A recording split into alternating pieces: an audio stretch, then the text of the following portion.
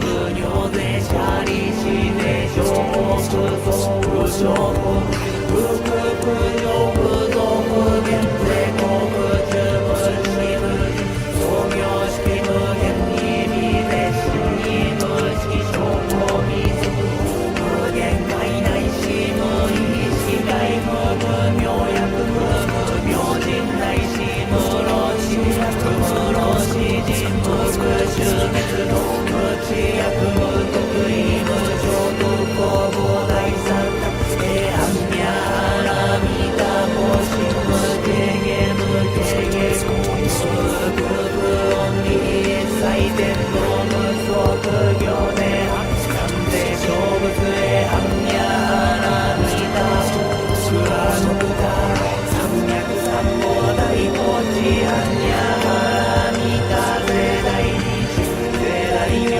税無上種税無東道種無上一切不真実無法説アンニャアラミタ種実種圧逆And welcome, ladies and gentlemen, back to the Valley of the Judged. I am your one and only gaming monk, better known as Mildra, and with me is a frequent guest of the temple, though this is his first time in the valley proper. Our resident waifu hunter here in the monastery, good brother Akira. Let it be known that Jack Frost is the best mascot and the only mascot that matters. And also, this is a canon event. He also fucking hates SAO because fuck SAO. I still want to see... I know that there's a SAO TTRPG. I still want to see how that works, just out of morbid curiosity. But since Kawahara's writing... Me too. Since Kawahara didn't write it, I know it's probably going to be better. Same. So much better. Same reason I have each of the game adaptations of SAO, because they are actually not shit. I will give them that. Yeah. I will give them that. The games aren't actually shit. But that is another matter entirely. So some of you may be going, wait, this isn't Thursday or Friday. What are you doing? Well, there was an interesting set of circumstances that happened recently. So a couple weeks ago, Tokyo Conception finally got translated. Or at least its translation came out. And right around the time, a different group of people were doing a fan translation of another Mega 10 TTRPG, Devil City Tokyo 2000X. And since I wanted to cover both of them, because there's some similarities and differences between the two, which I'll get into in a minute. I didn't want to just emergency slot it in on Thursdays. And since Coops here has not been able to make the Cloister the Dice episodes due to his own obligations, I decided I'd throw him a bone when it comes to this. I appreciate it. Now, as I've kind of hinted at, Tuesdays for the next few weeks, barring any scheduling conflicts, will be Coops and I covering 2000X. Whereas Fridays, Zan and I will be covering Tokyo Conception. And before anyone goes, why are you covering a fan translation? My focus on TTRPGs is not limited to just official material. As I've covered stuff like Dungeons the Dragoning, which was a complete fan project on TG, or things like Haven. The whole focus is on tabletop RPGs as a whole, not just on a few convenient entries or the official stuff.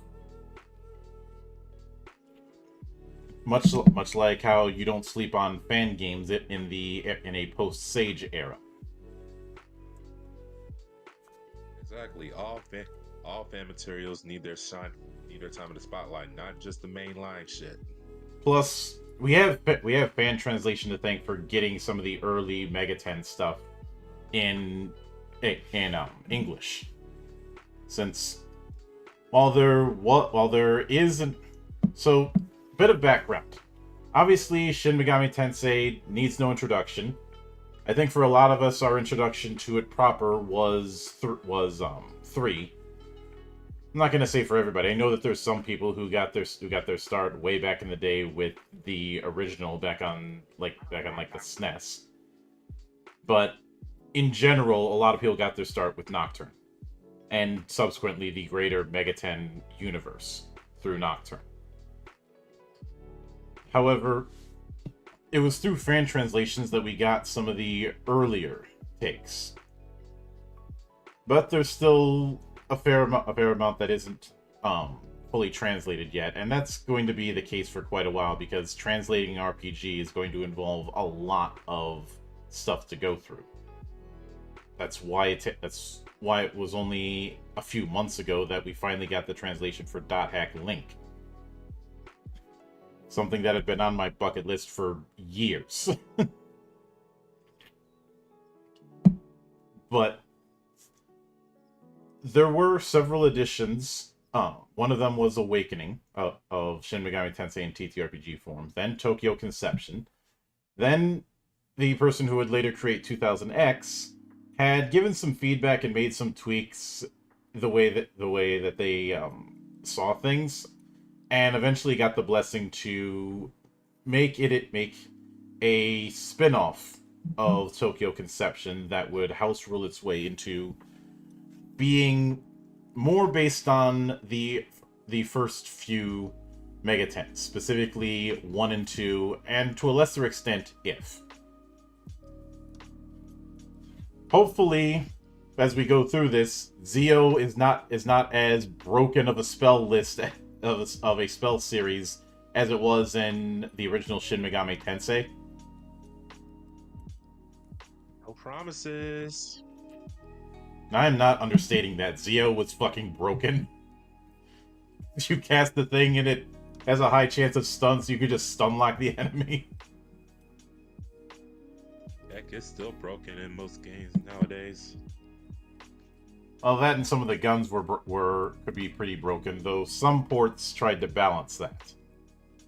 But it's one of those things where you have to have more cheese than a festival in Germany in order to get through some of this. But I will note that visually speaking, I look at the PSX version of Shin Megami Tensei as having the best look. But that's also due to the fact that around that time, Kazuma Kaneko was starting to do more and more art for the series. I don't know when specifically he was brought in, but much like Toriyama is with Dragon Quest, his look is kind of definitive for the series. Right. I know that there's been attempts to try and wean out of it through Persona, but that's more to give Persona its own identity more than anything else. And a lot of the monster designs are still Kaneko's work, so if you're left-handed, you will always be left-handed. But if you're right-handed, well, learn to be left-handed. Or just learn to, if you're playing baseball, just learn to be a switch hitter. Or a switch pitcher. Or both, and cause complete chaos in one minor league game in New York. But now, obviously we're spreading this out and we're going to be doing a fair bit of skimming because this thing is 313 pages long. But I will read off the preamble that we have here. In the year 2000X, demons return. Tokyo is wholly transformed into a city of devils. In the year 2000X, a major incident began in a special research laboratory in the outskirts of Tokyo. Carbonation. The research conducted there aimed to completely solve the issue of long-distance travel by means of a transfer system. After many years, research finally bore fruit and succeeded in transferring physical matter. A perfect exchange of information occurred between two transfer systems, using a mobile phone as the test subject. Instead of metal screws, live plants, or guinea pigs, a mobile phone was chosen to record any malfunctions and to capture these sounds during a transfer. At the moment of transfer, that mobile phone was in a call. The audio recorded from that call was horrifying. Amidst the electrical static, bestial cries, or perhaps incomprehensible speech could be heard. Soon after, the transfer system spontaneously activated on its own, and a bizarre entity emerged. A humanoid figure with the head and wings of a raven. This entity introduced itself as Andrus the Fallen and claimed to be a demon. General Goto of the JSDF, or the Japanese Ground Defense Forces, who oversaw this research, made the decision to both conceal the situation and personally meet with Andras, choosing to form an alliance with the Demons of Makai, to which Andres belonged. As a result, he influenced the current cabinet to declare a state of emergency and lock down the area around the research facility in Kichijoji. We join hands with the demons for the sake of protecting our homeland, Japan. Goto declared this to his lieutenant. Since Japan's defeat 60 years ago, it had been tamed by U.S. occupation forces and forced into a subservient diplomacy. Lamenting this situation, Goto resolved to use the power of the demons from this alien invasion to restore Japan's position in Asia and achieve full independence. But that was only the beginning. Strange life forms called demons began to appear throughout Tokyo. Gradually, Tokyo was transformed into a city of devils. Thus, the revelation of law and chaos is nigh. Now, I will note with the PDF, I am glad that we have bookmarks. Oh yeah. But the first couple columns we have is introducing some of the concepts. The fact that it's set in Tokyo in the year 2000. The emergence of demons and the emergence of the Devil Summoning Program, or DDS, and then a full column about what they refer to as tabletop RPGs, which is a term that's used pretty frequently in Japan when it comes to talking about TTRPGs. Right. A lot of the material that it goes into there is stuff that if you're looking at an RPG, you probably have some idea on what it is, so a lot of that's going to be redundant. And then going into the things you need, obviously. One of the big things to note early on is that this is a percentile roll system. So it is you're rolling 2d10, one's the 10s die, one's the 10s, one's the 1s. Do not come to my table with a 100-sided die. I will inform you to go to the golf course where that shit belongs. I don't even think I have a 100-sided die in my possession. And if I did, I probably don't know what it looks like. I remember showing you an image of what one looked like a while back and how I compared it to a golf ball. Oh yeah, that thing. Yeah, I'll have one. Mm-hmm. Not to worry. Yep. And then it does go into the world of Shin Megami Tensei. Specifically, as I mentioned before, this particular game, Devil City Tokyo, primarily focuses around the world presented in Shin Megami Tensei 1 and 2.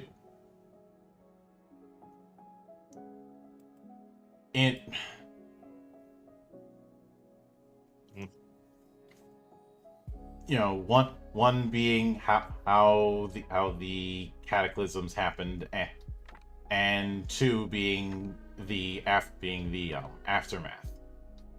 So you could say the original Shin Megami Tensei is an apocalyptic game. Shin Megami Tensei 2 is post-apocalyptic. That is a But we're not vast. going to be seeing we're not going to be seeing anything Mad Max related though. No. So don't hold your breath. Yeah. After that, it goes into one of the basic concepts that's been consistent throughout the series, and that is law and chaos.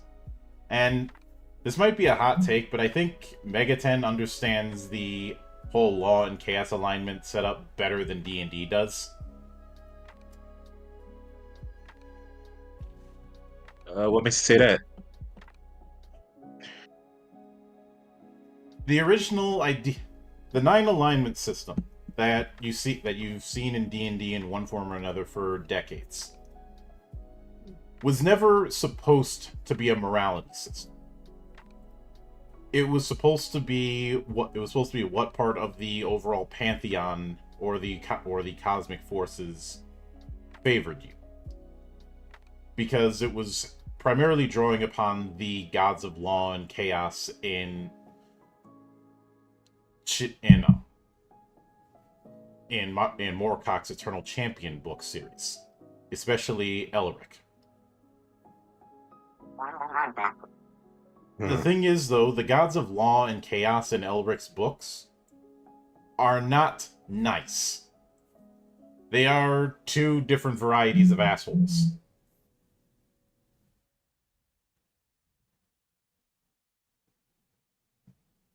And when it comes to the law and chaos and neutrality setup in Shin Megami Tensei, you have a consistent theme.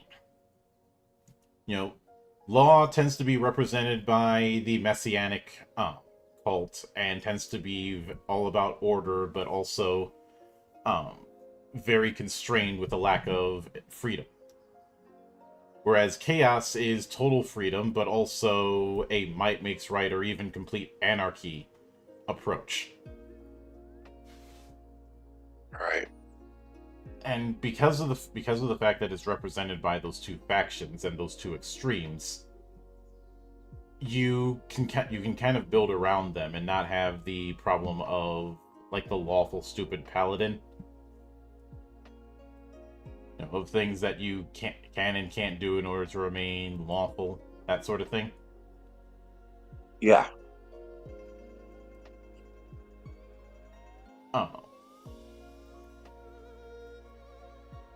And it does, and of course, within the book here, it does go into that. The basic concept, law and chaos, conflict of alignment.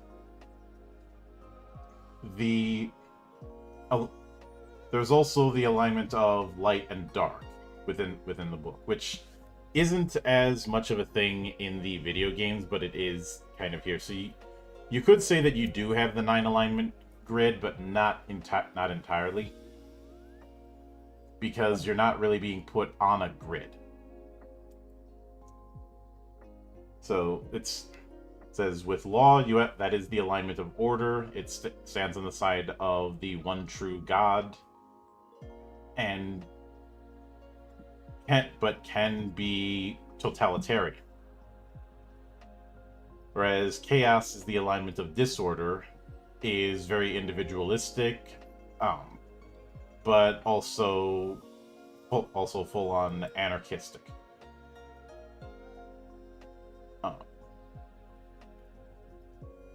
Then, of course, there's neutral, which is usually the path that you need to get in order to get the best ending in a lot of the video games. I know, and Catherine's one of them.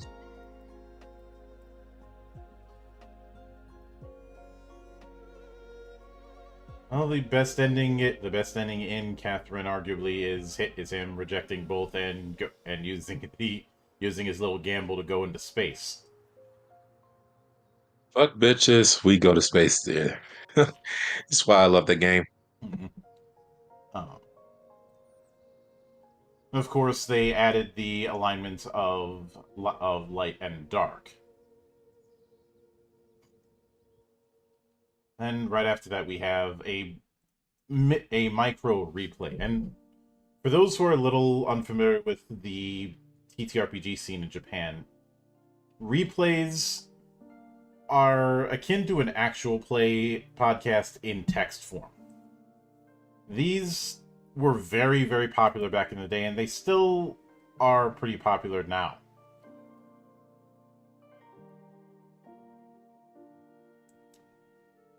And with that, you see how it's going to work. But obviously, It's scripted. yeah. There's plenty of replays out there, and in fact, that was how Lodos first got out there, was through replays. And hello there, Rick. You're not. Don't worry about being late to the party. But then we finally start getting into some degree of crunch with game flow. Starting off with a couple assumptions. The first is rounding.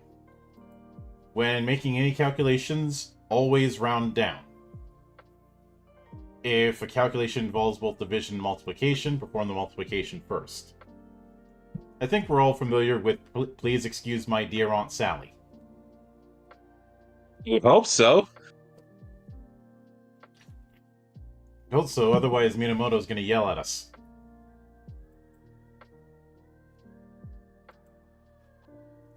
Probably with a loudspeaker, and call everyone trash.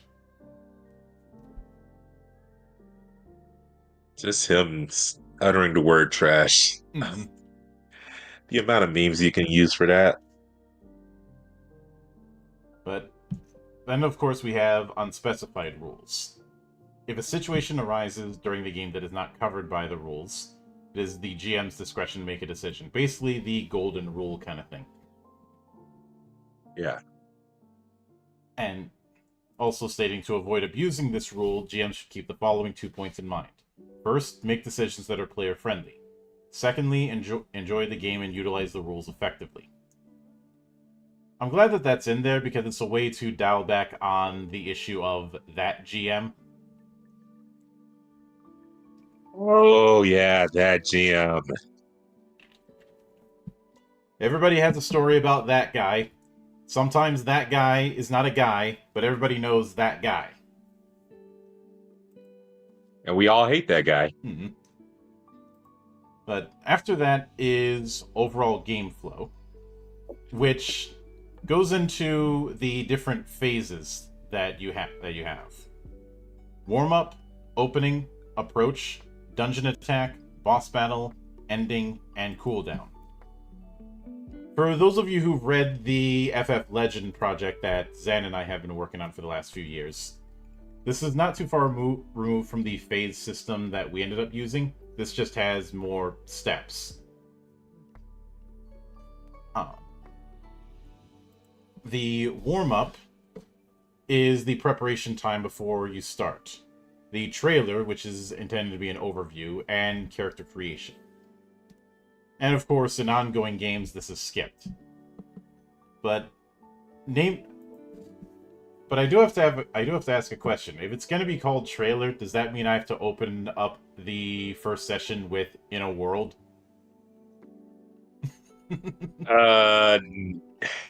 I'd get a lot more annoyed if you do that every session. Look, I'm not Epic Movie Guy. I haven't spoken to him in years. We ain't even got the voice for it either. No. But steps 1 through 5 are the session proper. The first step is opening. The GM explains the events leading up to the current adventure. Step 2 is approach. Gathering information related to the current adventure and advancing the story. This is where things like context and info skills get used. We'll get into those. Combat scenes can be included, but the approach is largely setup. Sometimes expressed through initial keywords and clue keywords. Then the dungeon attack, entering the dungeon for the final objective. This will involve continuous intense battles. Then the boss battle, the final obstacle of the mission. And boss enemies are treated differently from other demons. They actually do have their own category within the full book. We'll get into that. then ending, the conclusion, and then cooldown, which is character assessments. So how one's impression sheet is going to match with their alignment, and possibly how you might advance. And they also bring up a scene overview that has 4 sections: definition, interaction, conclusion, and break. Which is pretty self-explanatory on how it is for that particular scene. Once again, this ends up reminding me of the Kisho Tenketsu concept that I've talked about elsewhere.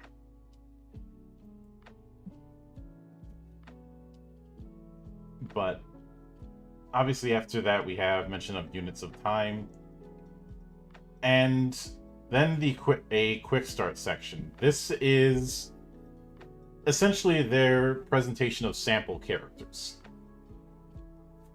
Because usually there's, in a lot of Japanese tabletop, there's 2 methods of character creation. Either take one of the sample characters or custom build.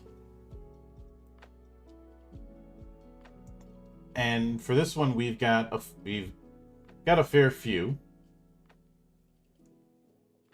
as well as how to read out their particular stat blocks. I do like the way these stat blocks are presented for each of the pre-gens.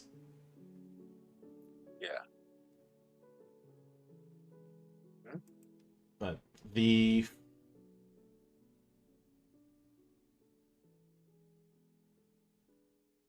first one is the Fateful Youth, which is, I guess you could say, is a stand-in for the protagonist in most of the core Mega 10 games. Some normal person who gets roped into things. Yeah, pretty much. And we have their stats set up for the 2 tiers. Gifted, so they're starting out, and Awakened, which is something we'll get into a bit later. And also their demon ally, which is Pixie. Of course, it's Pixie. Everybody's got to start with Pixie. Mm-hmm. Then we have Blazing Fist, who has Qigong Striker and then Successor as their class. Is basically a enhanced pugilist. So, I feel called out.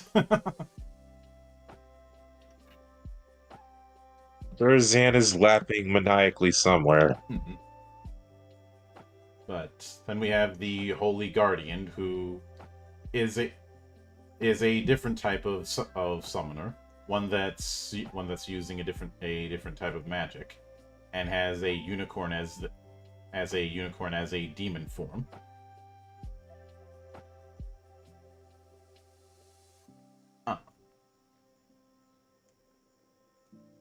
And Private Eye, which starts at detective and goes into gunslinger. So, Ooh. see, then we have Wizard, going from Doctor to Magician. So essentially, someone who looks like they could pass as the school doctor in any high school anime, suddenly getting magic, but clearly sticking towards still towards healing, because the only offensive spell that she has as Awakened is Agi. That's it? Say again? That's it? See, then the Azusa Bow Maiden, which starts at Shrine Maiden and goes into Archer. Which is exactly what one would expect.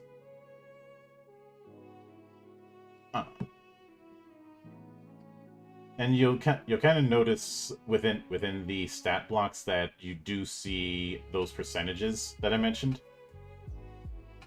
Like I said, Right. percentile rolls is going to be the standard. Though sometimes you might see D10s or the like for damage. So this is going to be closer to something like Call of Cthulhu or Dark Heresy, which certainly makes sense. As I've mentioned in the past, Call of Cthulhu is one of the bigger foreign TTRPGs in Japan. Let's see, then the Street Fighter going from Karateka to Fighter. Let's see, the Demon Hunter going from SDF Officer to Swordsman.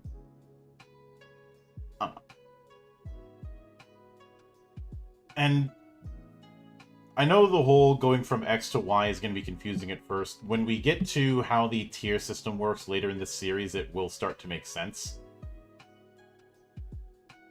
We also have the freelance writer going from playboy to journalist. Oh my. And then a couple entries for demons. One of them being Pixie. And the other one being Jack Frost.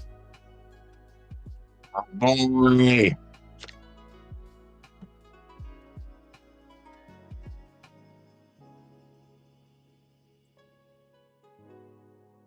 And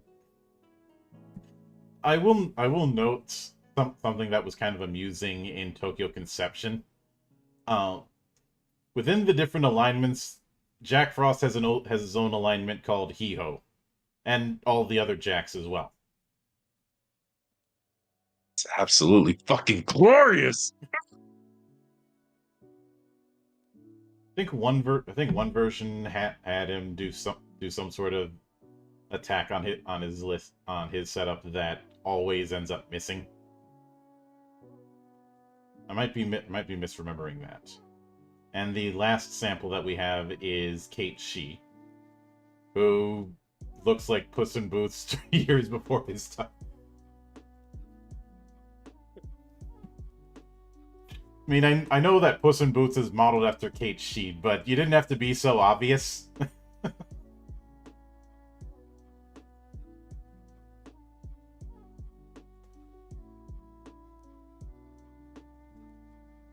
But One can see where they leaf. I can literally see them putting their inspirations on their sleeves.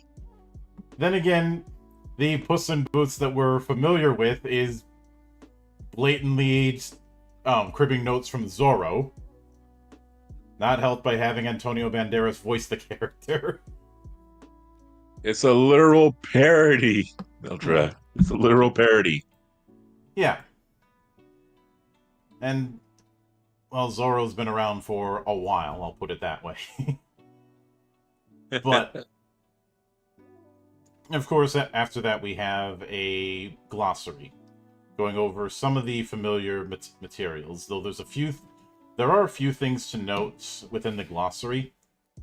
One of them is gate power, which says indicates the level of danger in the world, limits the level of encountered demons, the availability of items, and more. Defaults to the party level or up to +1 to 5. So the equivalent of the danger rating in a zone in any MMO you've played over the last 20 years.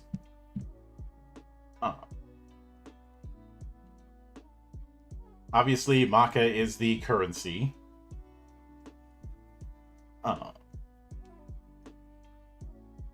And let's see, I believe there was one other to. Let me. We do have exploding dice, but only on power rolls. So it's not going to be the same as the power table that we had in Sword World, but the energy is still there. Good enough. Mm-hmm. Oh yeah, encounter rates. This is a grading system for the likelihood of a monster or item appearing in that area. Up to GP is grade A, GP +1, +1 to 5 is B, 6 to 10 is C. I feel like that is their attempt to try and emulate random battles that you would see in the video games. which incidentally is something that I avoided doing because a random battle system, I think, only really works in hex crawls, which tend to be a glorified sandbox without a beginning, middle, or end anyways. Right. I haven't done a hex crawl for Cloister because it doesn't fit the format. You know, because of how I build everything on seasons. Yeah. But with that said, I'd say we have a decent setup. I know I skimmed a lot, but a lot of it is fluff or setting things up, not necessarily the crunch. We'll be getting into that fairly soon. But so far, what's your impression on the matter? From what I've seen, I say we got a good system going on. I'm actually very curious on what more we can actually discover from all this. Mm-hmm. I'm interested. I'm hooked. Yeah. So some of the stuff I've known we'd be dealing with. A lot of the questions that I could have are going to be answered in the coming weeks. It's not really questions that are going to be answered in this introduction spot. Yeah. So when it comes to the way the pre-gens are set up, that is a put a pin in that kind of moment. You know, we'll probably end up coming back to that once we have a better understanding of characterization as well as the tier system. Since tiers are separate from levels. And looking at the chat, I see Slick Rick in the chat. Axerman asking, how did you get an English version of the book? This is a fan translation. I'm on the server that handled the fan translation of it, and when they finished it, I grabbed it there, and I asked the person who was responsible for it, Alandar, if it would be alright if I did the Valley of the Judged on it. And since the bulk of it was more or less done, I had gotten their blessing on it. Shouts out to them. Mm-hmm. And for those of you who are in the Discord, I will put a link to their Discord in there. And possibly do so in a pinned comment once the VOD is up on YouTube. But like I said, next time around, so this time next week, we will be handling the character creation part.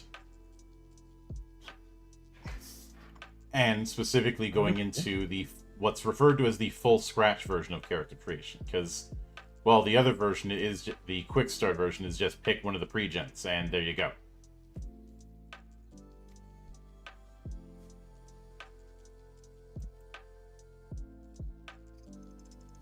So,